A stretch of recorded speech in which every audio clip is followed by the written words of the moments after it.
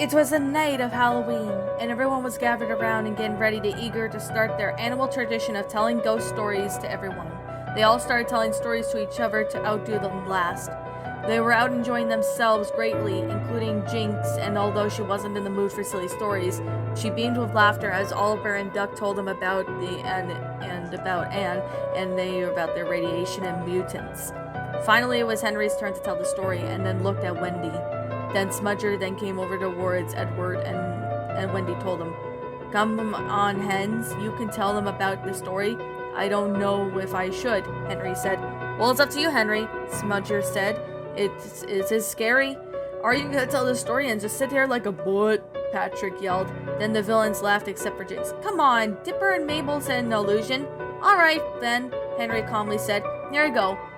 And this is the story Henry told. Many years ago, there was a person that worked on the Queen of Lions channel. He did have a name, but the name I will not tell you. Henry paused. "You see, many people who live there are friendly and hard-working, but once in a while people turned out bad, but him, he turned off all the baddiness of everyone.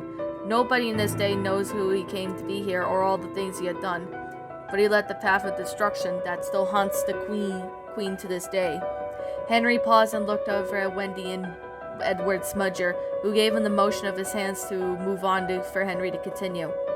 Although he was a premier person from this famous part of the channel, but he was an alpha singing in a shadow shirt that made his spirit as somewhat unhinged with the apple green on his shirt, but it would be black and cause the light to sabotage annoying anyone, picking on the people smaller than him.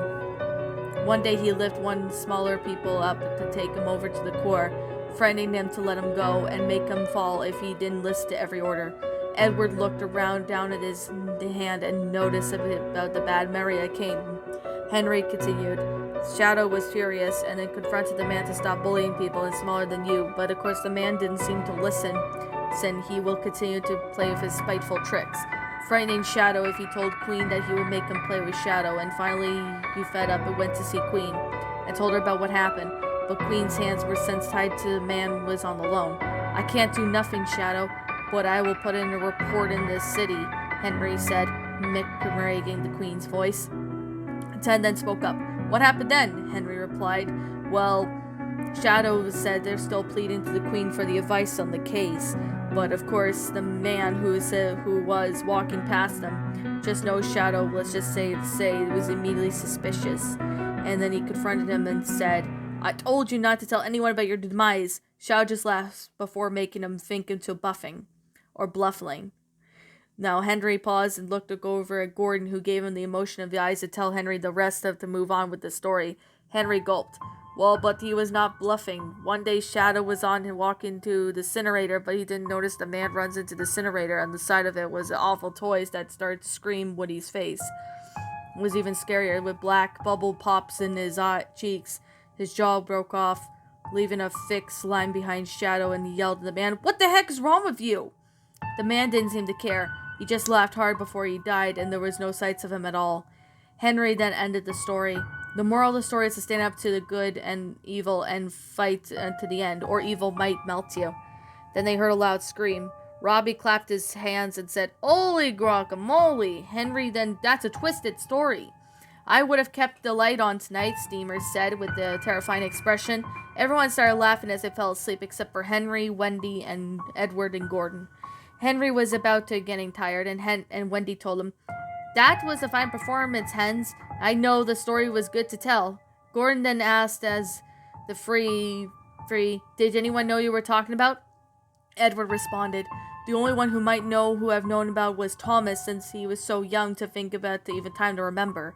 Then Henry finally asked, "Do you think Alfred is actually dead?" Neither of them responded with the four looked on the expression, the moon feeling uncertain, but hopeful that Alfred will come back to haunt them again.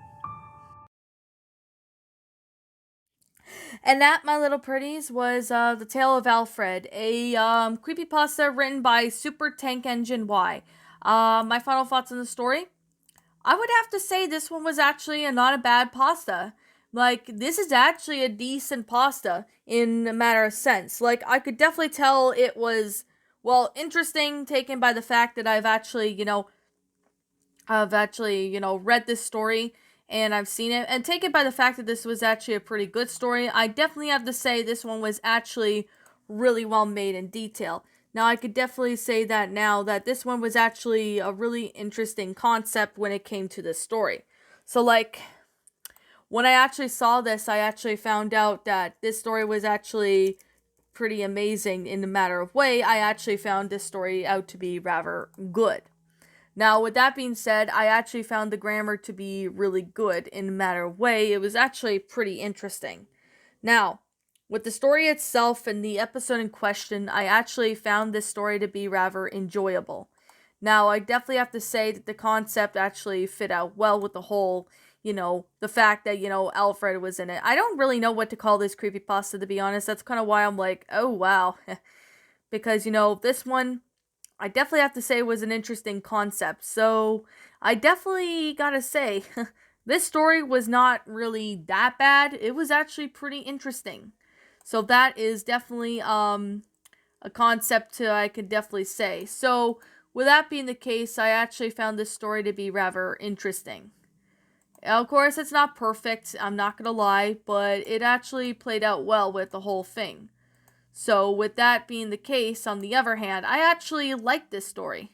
Now, this story was actually alright for what it was, but if I had to say one thing I wasn't really that crazy on, that would have to be the punctuation marks. Like, I'm not trying to sound, rude or anything, but there were, places in this story that should have been periods, places that should have been commas, or they weren't there, or they were completely all over the place. So, with that being the case, I've seen, a couple of other, well, you could definitely say, I've seen couple other, creepypastas, well, not creepypastas, but I've actually seen, with the whole, there were, like, a couple places in the story that could have had, commas or periods, like, there's places in the story that should have been periods, places that should have been commas, or they weren't there, or they were completely all over the place, so that kind of made the story a bit hard to read, in my opinion.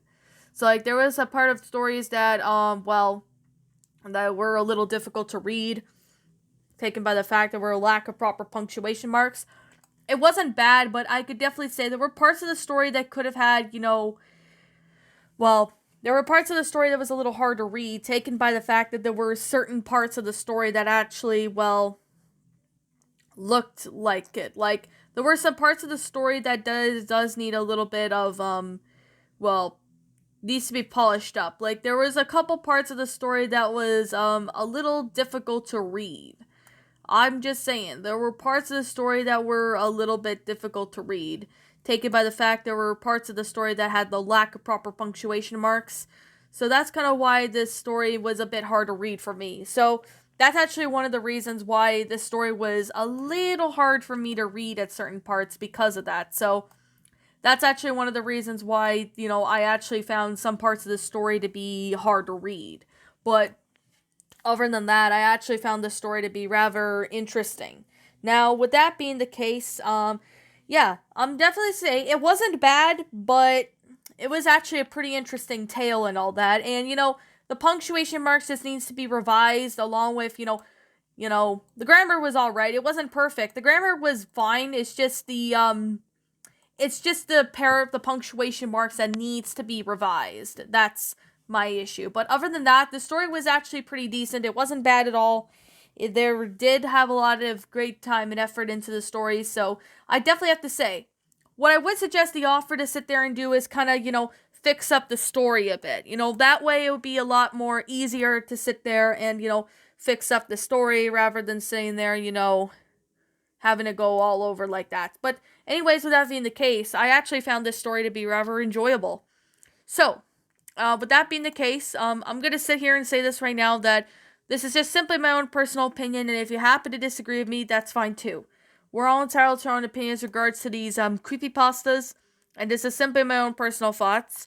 My final rating of this story would have to be I'm going to give this one an 8 out of 10. It wasn't bad. It was pretty well made and detailed and all that. It definitely had great explanation. It was a pretty interesting story, but the punctuation needs to be revised. That's one thing I could definitely say, is that the the punctuation marks need to be revised, like find out where because there's certain places in the story that should have been periods, places that should have been commas, or they weren't there, or they were kind of all over the place, which kind of made the story hard to read at certain parts. But other than that, this story was actually pretty interesting. In a matter of way, I actually found this story to be rather good. So, with that being the case, what did you guys think of, what did you guys think about this story? Did you all enjoy it? Did you not? Also, what we have done personally to help make this story a lot better? Leave me know your thoughts down in the comment section down below. I'm the Queen of Lions. Thank you so much for watching today's episode. If you happen to be brand new here on this channel, be sure to like, comment, subscribe, because I make brand new videos every single day. Don't forget to ring the notification bells when I upload. And before I go, I want to say happy birthday to SuperTankengineY. He wanted me to read this on his birthday, so that's why I'm going out of my way and read it on his birthday. So, with that being the case, I'll be seeing you all in the next video. And as always, please roll the outro, because I'm out.